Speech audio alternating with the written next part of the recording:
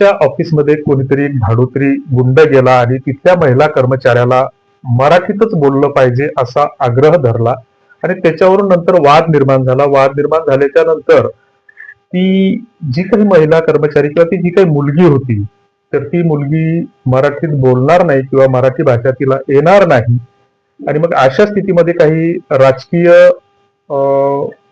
तत्वांनी त्या मुलीचा बाज उतरवला किंवा मुजोरी उतरवली, अशा बातम्या काही वर्तमानपत्रामधून आणि चॅनलमधून प्रसिद्ध झाल्या.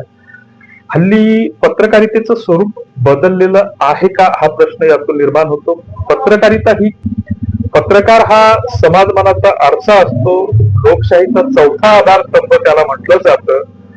समाजही त्याला म्हटलं जातं. मात्र अलीकडच्या काळामध्ये जी काही पत्रिका धार्जिनी झालेली आहे, तर तिचं स्वरूप जे बदललेलं आहे, तर ते स्वरूप मग त्यातून जी काही सकारात्मक आणि नकारात्मक ही पत्रकारितेची दोन अंग जी समाजामध्ये आहेत, तर यातून मग सकारात्मक पत्रकारिता जी आहे तर ती कुठेतरी हद्दपार किंवा कालबाह्य झालेली आहे.